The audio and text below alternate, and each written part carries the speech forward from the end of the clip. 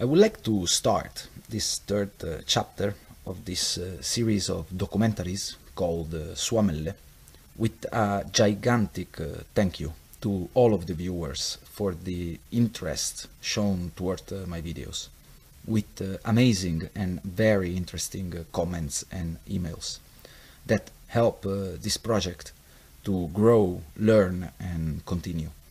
By the way, the second episode, called The Unknown Ancient Origins of the Finnish and Estonian Languages, that to me is having a staggering and unexpected success, had the problem with the copyright of the music, and the video was restricted in Germany and cannot be played with cell phone, tablets and console.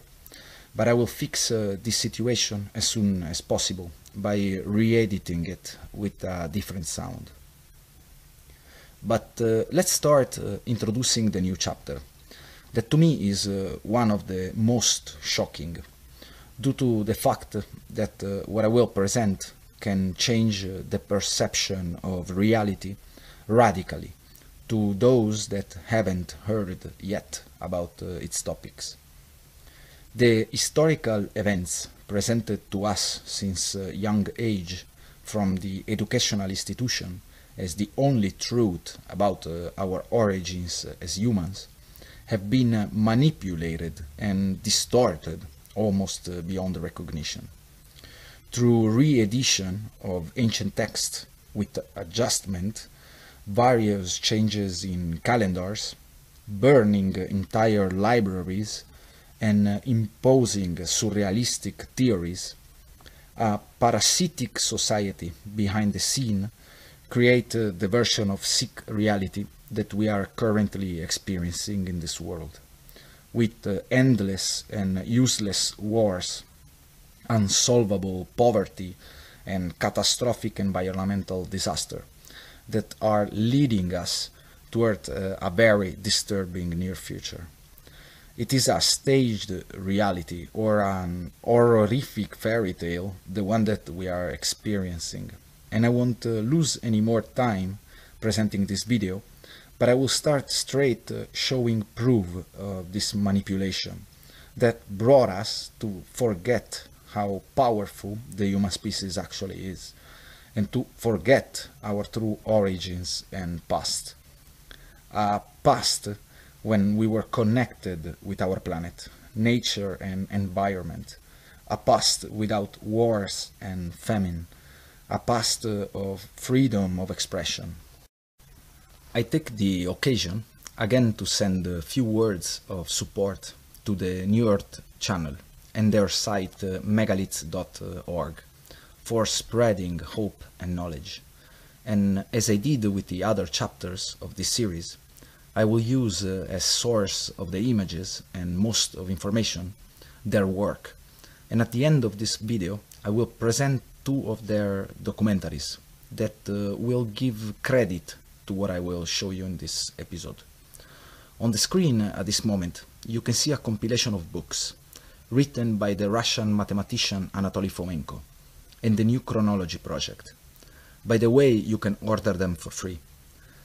And at the bottom of this video, you have a link to their work on the web. In those books, you will find an enormous quantity of information about the chronological shift that I'm going to present you in the next few minutes. In the Middle Ages, if we were writing a date of a specific year, we would have used in front of it the letter I as synonymous of Jesus or Jesus, to make understand that a certain event have happened after Christ. On the screen you can see an example. Or the letter X, which was meaning Christos. So let's go check how this way of numbering the years was actually working in practice in that specific period of time. One of my passion is to collect maps of every kind. I have hundreds of them from all over the world, belonging to every period of time. And I will show you one of my favorite cartographers in absolute. His name is Abraham Ortelius. There is no doubt that his maps are accepted as authentic from every so-called historians and geographer throughout the world. In fact, using the main research engine in internet, we can find out clearly that he was born on 14th of April 1527 and he died on the 28th of June 1598, and that he was a Flemish cartographer and geographer, conventionally recognized as the creator of the first modern atlas, the Theatrum Orbis Terrarum, or Theater of the World. And I personally think that this name is the most adequate, because the world, as it is presented to us, is really a theater. He is also believed to be the first person to imagine that the continents were joined together before drifting to their present position. We can also see that the Encyclopedia Britannica gives us the same exact personal information. So let's investigate his magnificent works. The map shown on the screen is very baffling. It is considered to be a 1574 map of the world. So, examining it with a bit of logic, a question comes to my mind immediately. It was made 82 years after the supposed discovery of America by this phantomatic figure called Cristoforo Colombo, and there are already all of the main rivers of South America painted with accuracy. And the idea that in few decades they could have mapped that remote area of the jungle is very fishy. But this is a subject that I will touch in a future episode. What is concerning to this investigation is the date, and as we go closer to it, we can see that in front of the number 574 there's an I or a J, synonymous of Jesus or Jesus. That's clearly not a 1. So is here 574, not 1574. But let's go check another cartographer. His name was Levinus Hulsius, and in his personal information we can read that he was born in Belgium in 1546. He was a maker and dealer of fine scientific instrument, publisher and printer, linguist and lexicographer. Wrote extensively on the construction of geometrical instruments. So also his jobs as cartographer are accepted as genuine, and also in this case, on the map shown on the screen, in front of the number 598, there is a very peculiar one. And actually, I have to say that to me, it is far to be a 1. But for all of the so-called historians, the date is 1598. But let's go investigate another cartographer from the same period. His name is Nicolaes van Gelkerken. Again, we can see that he is considered an authentic cartographer, and the date on his maps are very clear. On the left side of this particular work, we can see that there are 3 dates. One is 499, with an I or a J in front. The second one is 579, also with a J or an I in front of it. And the third is 587, again clearly with an I or a J before it. On the right side of the map, we can again see the year, which is actually the date of the map itself. And in front of the number 632, there is a clear I or J. But in all of these 4 cases, the translation to official history books done by historians, that I or J are transformed into a 1. So at this point a question rises along. What is going on here? There's actually many centuries completely added to the real historical events. Precisely They are 1000 fabricated years, as the New Earth Channel called them.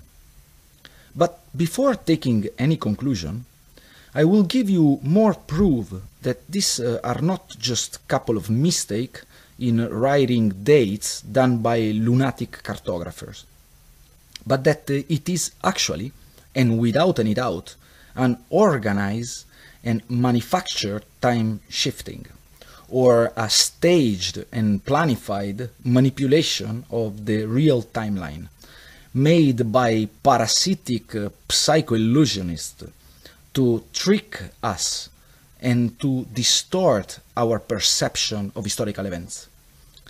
As we can observe in this old emblem of the beautiful city of Vilnius in Lithuania, the age that the capital belonged to is the 7th century. It is very clear.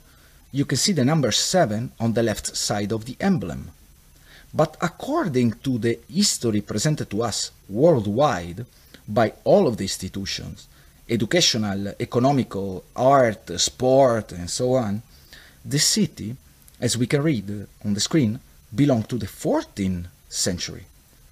It is just unreal. But let's take another example. Ludwig von Schlosser was a German historian who, as we can read, laid the foundation for the critical study of the Russian history. And we will later come back on this critical study of history done by German historians. But let's continue with this personal information. As we can read, they are assuring us that he was born July the 5th, 1735, and died September 9th, 1809. It is clearly written 1735 years after Jesus Christ. But if we go check how he was depicted in history, under his name we can clearly read the date of his birth in I 735. That's an I, not a 1.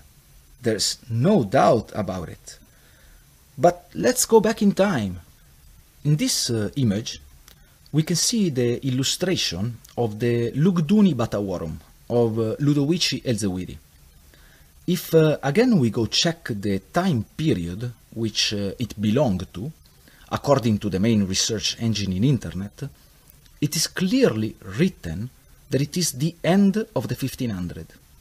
But if we go closer to the date represented in the previous image, we can clearly see that before the number 595, again there is the letter I of Jesus, not the number 1 of 1000. There's even a dot separating the I representing the time period after Jesus Christ and the rest of the date. In the next few seconds, I will show you some of the endless examples of this fabricated 1000 years on images courtesy of the New Earth Channel. We cannot trust the history presented to us.